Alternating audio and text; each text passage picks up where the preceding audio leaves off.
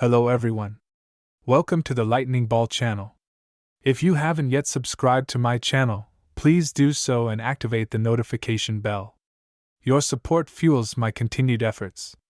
In our previous episode, Kagali and Tia appeared at a critical moment to assist Luminous in battling Jahil, who had come seeking revenge. However, reality was cruel. In this episode, Jahil would demonstrate his overwhelming power, effortlessly suppressing his three opponents.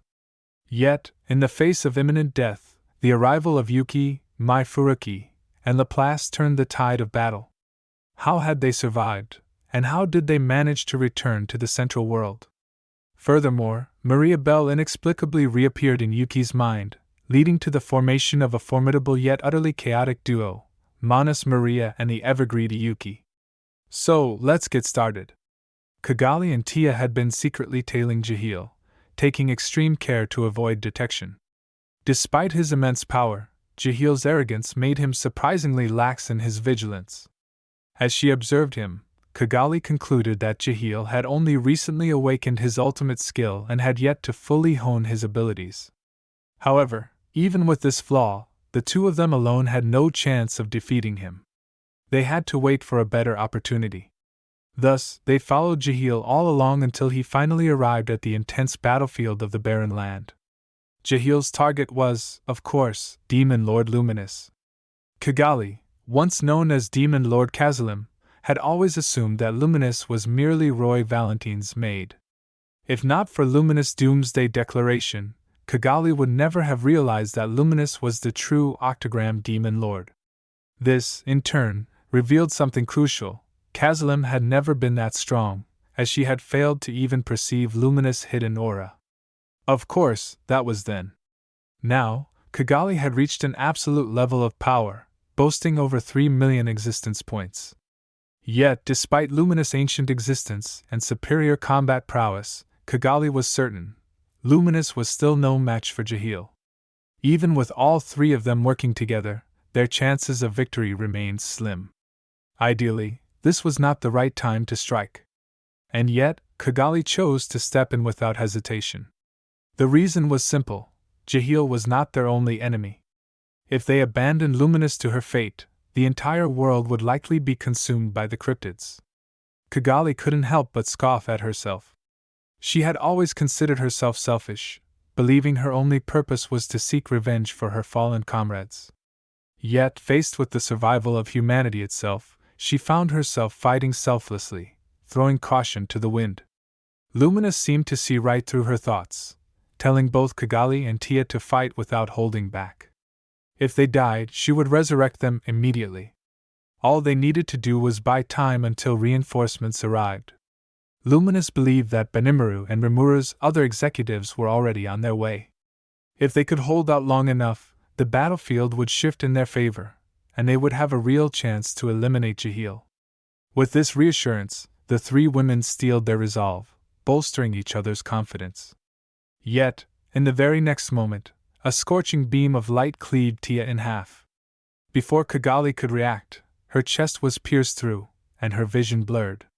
In that instant, Luminous' voice echoed in their minds, and a divine radiance enveloped their broken bodies. The next moment, they were revived. But before they could even process what had happened, Jahil's fist smashed into Luminous, sending her flying. Without pause, he unleashed a relentless barrage of attacks, culminating in a massive fireball that engulfed Luminous entirely. This was the price of underestimating Jahil. Luminous had assumed she could balance managing the battlefield while fighting Jahil, but in reality, she had only survived thus far because Jahil had been holding back. Although Luminous was not so easily slain, this miscalculation left her gravely wounded. Relying on her auto-activated healing magic, she rose to her feet once more, feigning indifference and smirking defiantly. Yet Jahil was not fooled. He had confirmed his theory. Luminous had no means of using the same technique that had slain Twilight Valentine. Through careful observation, Jahil had long suspected that Twilight was likely killed by an exceptionally powerful disintegration attack. He had deliberately left openings in his defenses to bait Luminous into using her strongest attack, but she had not taken the bait. That could only mean one thing: she wasn't holding back. She simply couldn't do it.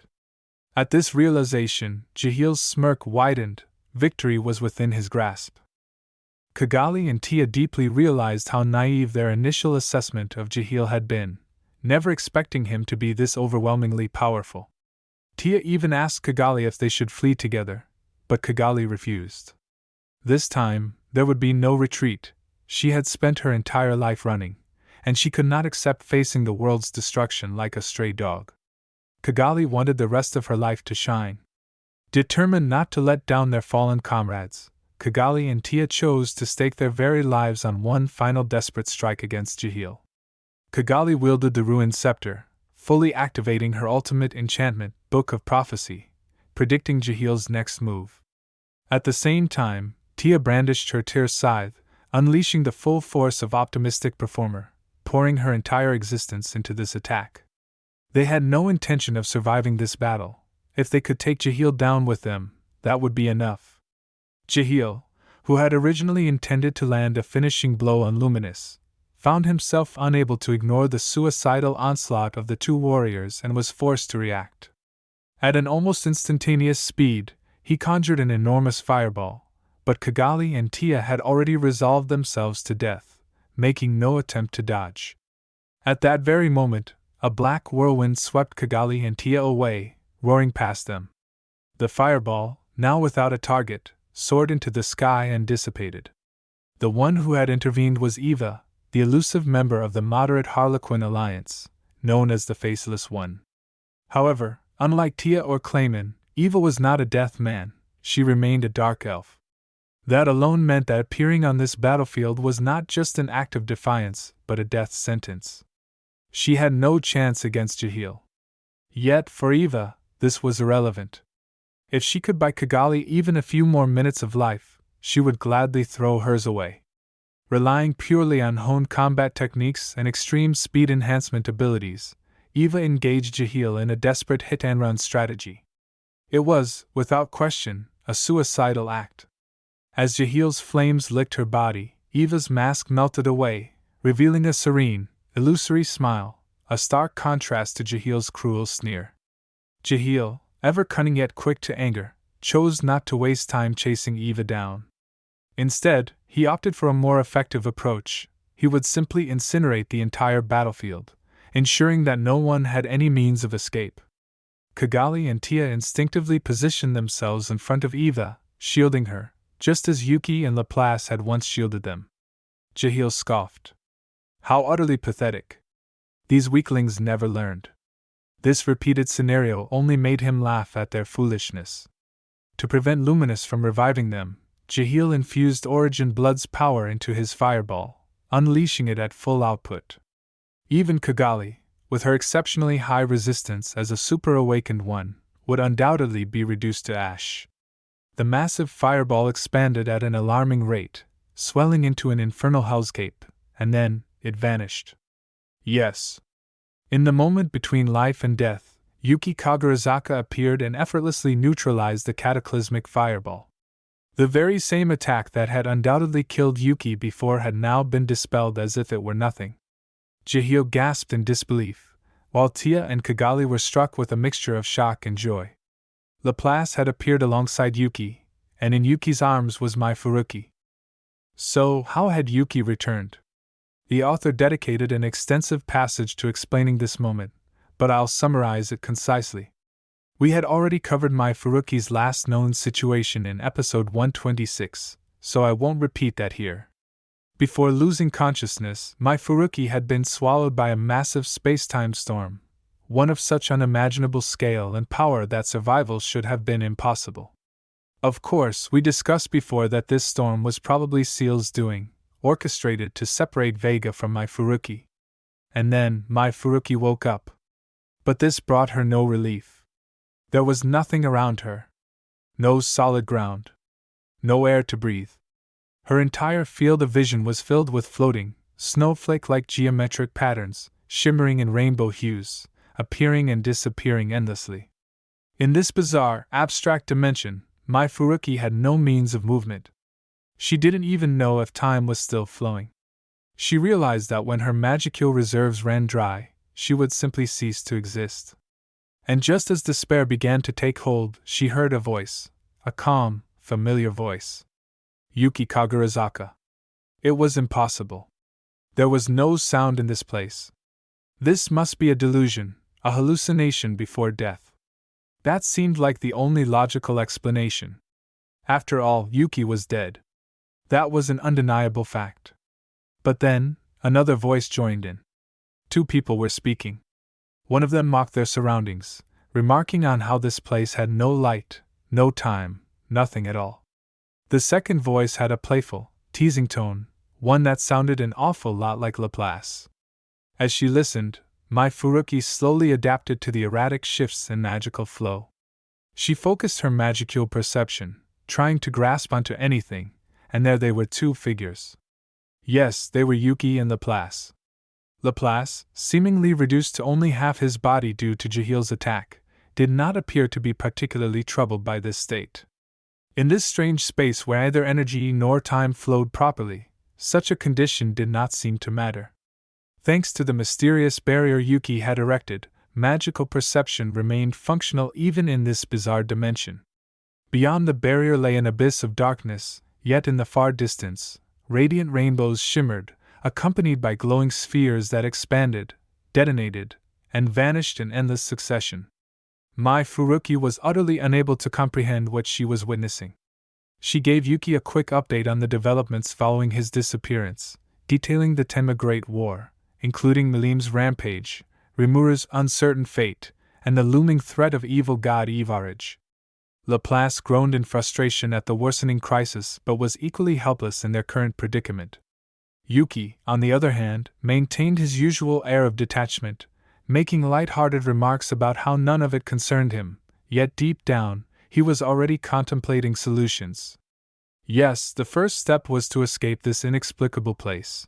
Only then could they hope to play a role in the unfolding events.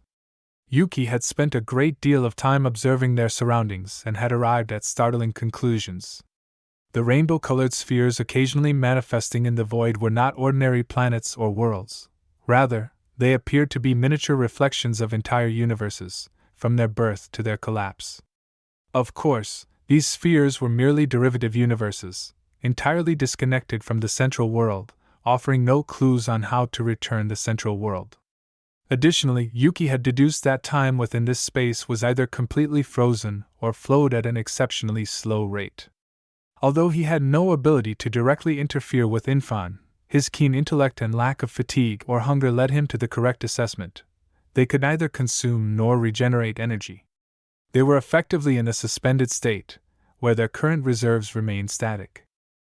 As for how to return to the central world, Mai Furuki suggested that if she could see a destination, she might be able to move toward it. Her ultimate skill, Lord of Cosmos, allowed her to perform time warp, but this required knowing both her current coordinates and the target coordinates, as well as the energy required for the transition. Under normal circumstances, moving within the same dimensional axis consumed minimal energy, making it an extremely convenient ability. However, given their unknown location and depleted energy reserves, she was currently unable to return to any known world. Yuuki immediately recognized that Mai Furuki's ability had evolved. She explained that Shuna had helped refine and enhance her skill, making it more accessible and effective. However, trapped within this rift in time and space, she had no knowledge of her surroundings, rendering her ability completely useless. Yuuki marveled once again at Rimura's inexplicable ability to nurture such outrageously overpowered subordinates. Upon further questioning, Mai Furuki recounted the events leading up to her arrival in this place, how she had been caught in an unimaginable space-time storm, forcibly separated from Vega, yet miraculously survived. With some reluctance, she also admitted that before losing consciousness, she had thought about Yuuki. This admission prompted an immediate realization in Yuuki. Mai Furuki's ability had responded to her thoughts, transporting her to the person she was thinking about. Yuuki extrapolated even further from this revelation. First, he deduced that Mai Furuki's survival in the space-time storm was no mere coincidence. Second, the fact that all three of them had ended up in this space together could not have been random chance. Some kind of force or will had orchestrated this encounter. And third, Yuuki was almost certain this was Rimura's doing. If they had all been deliberately gathered here, there had to be a greater purpose behind it. Their combination wasn't accidental, which meant that a means of returning to the central world had to exist. Yuuki hypothesized that if they could resolve the energy issue, Mai Furuki could theoretically transport all of them back. The key was that they needed an incredibly strong emotional anchor to act as a coordinate for the return trip. Mai Furuki's strongest emotional attachment was her brother, located in an entirely different world. Yuki's ambition was to conquer a world, but it did not necessarily have to be the central world. That left only Laplace, who had just regained the memories of his lost wife and past. His desire to return to the central world was the strongest among them. With their destination settled, the next issue was energy. The only viable method Yuuki could think of was to synchronize his and Laplace's magicules with Mai Furuki's energy, providing enough power for her to warp them all back, using Laplace's will as the guiding coordinate. However, the risk was immense. In this frozen dimension, if their synchronization failed or their energy scattered, they would have no second chance. Despite his formidable power and unparalleled intellect, Yuuki remained tense and cautious. And at that moment, a voice echoed in his mind. A mocking, condescending voice, one that sounded exactly like Mariabell. Yuuki's thoughts ground to a halt. That was impossible. Yet there it was, jeering at him, ridiculing his incompetence, his hesitation, his sheer lack of nerve. Rage flared in Yuuki, a mixture of fury and absurdity. Mariabell had long been the most troublesome figure in his life, a presence that had plagued his every move. Even though Yuuki had personally erased her from existence, his hatred and wariness toward her had never faded. And now, against all logic, her voice had inexplicably manifested inside his mind. This was no trivial hallucination, this was something real. So what exactly was this voice that sounded exactly same as Mariabell's? To understand, we need to go back to episode 98, when Masayuki unleashed the full power of Lord of Heroes, activating its ultimate authority, Banner of the Supreme King. This ability summoned Grand Bell Rasso and Damrata as Einherjar, guided by Rudra's past memories, while Tatsuya Konda's Einherjar was summoned under the guidance of Carrera's Golden Gun. What was not known at the time was that Mariabell's Einherjar had also been summoned with Grand Bell Rasso, but unlike the others, she was drawn to Yuki's soul as her anchor, only to end up in a mysterious void, where she was fated to eventually dissipate into nothingness. However, Mariabell's consciousness resisted annihilation. Enraged that she had been killed by Yuuki, she refused to accept her fate and devised a way to forcibly embed her consciousness into Yuki's ultimate skill as a last resort for revenge. Since Einherjar and digital lifeforms were essentially the same kind of infan, Mariabell's existence was highly compatible with Lord of Greed, fusing with it as though returning to her rightful home. Additionally, the Twilight replica that once resided within Lord of Greed had vanished, leaving behind a mysterious open spot, which Mariabell effortlessly filled, embedding herself seamlessly within it. However, something unexpected occurred. Mariabell, instead of simply controlling Lord of Greed, was assimilated and altered by it, resulting in a perfect fusion that stabilized her existence. Thus, Manas Maria was born. Yet despite having Mariabell's voice, speech patterns, and personality, Manas Maria firmly denied being Mariabell. She claimed that her identity and memories had long since separated, and that Mariabell's past recollections were now nothing more than archived data she could access at will. But for Yuuki, hearing that voice alone was a living nightmare. The rival he had once despised and destroyed had now not only resurrected but had permanently taken residence in his mind. Mariabell, or rather Maria, ridiculed Yuuki's incompetence, mocking him for being too stupid to solve such a simple problem, and smugly offered to help him instead. Though Yuuki found her presence insufferable, he could not deny her superior computational ability. Now that she had integrated with his consciousness, it was impossible to expel her. Maria offered to handle all ability calculations and control functions on Yuuki's behalf, allowing him to focus entirely on synchronizing energy with Laplace and Mai Furuki. When Yuuki cautiously asked whether he could trust her, Maria sneered, calling him the most idiotic existence imaginable, and assured him that she would never let him die here, if only so she could continue tormenting him. Despite his discomfort and deep irritation, Yuuki reluctantly accepted Maria's assistance. And thus, the most catastrophic partnership of two insatiable beings was formed.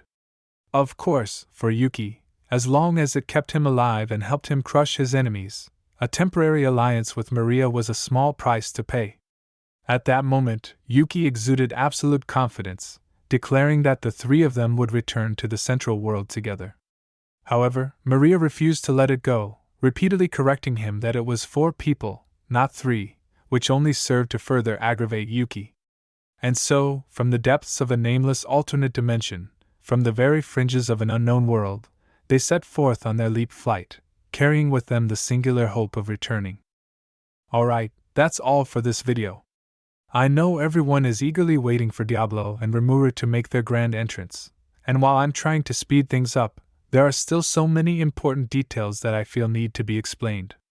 This episode contained a massive amount of dialogue between Yuuki, Mai Furuki, and Laplace, but I've condensed it as much as possible. First, Mai Furuki's emotions toward Yuuki, whether admiration or affection, aren't particularly relevant here. The key takeaway is the nature of her ultimate skill, Lord of Cosmos. It's fueled by an overwhelmingly strong will, which acts as a coordinate for teleportation. Second, it's almost certain that the one who saved Yuuki and Laplace was Rimuru, or perhaps Seal manipulating events behind the scenes. This is yet another clear demonstration of Rimuru's ability to manipulate time and space. Looking back, many unexplained phenomena, such as the mysterious force that first time sent Chloe into her 1,000-year loop, could now possibly be explained through similar means. Third, while Shuna did adjust Mai Furuki's ability, it's evident that Seal had already fully understood the mechanics of Lord of Cosmos. More importantly, Seal knew that Mai Furuki's final thought before losing consciousness was Yuuki, ensuring that all 3 of them were placed in the same dimensional rift. But why did Rimuru insist on gathering these 3 together? Why was it necessary for Yuuki to figure out the mechanics of their situation himself? The answer is likely twofold. First, the author wanted to give Yuuki a proper moment to shine, and second, this method aligns with Rimuru's personality, low-key, strategic, and never seeking the spotlight for himself. Personally, I love the concept of Manas Maria and how it contrasts so sharply with previous Manas entities. Plus, the fact that Mariabell is now permanently inside Yuuki's mind, tormenting him endlessly, feels like the perfect karmic punishment for him. Additionally, Maria's existence ties in beautifully with the previously established mechanics, combining the influence of Lord of Heroes, the Twilight replica, and Yuuki's past confrontation with Lord of Justice, making this a seamless and well-crafted development. In our next episode, Yuuki will effortlessly crush Jahil, though, of course, Manas Maria will steal much of the spotlight in the process. Afterward, Yuuki and his party will arrive at the battlefield of Sarian, where we'll witness the brilliant teamwork between Veldora and Chloe, as well as the long-awaited return of Diablo in the final moments. Next episode should be longer and even more exciting, so be sure to tune in. If you enjoyed this video, please like, comment, and subscribe. Your support is greatly appreciated.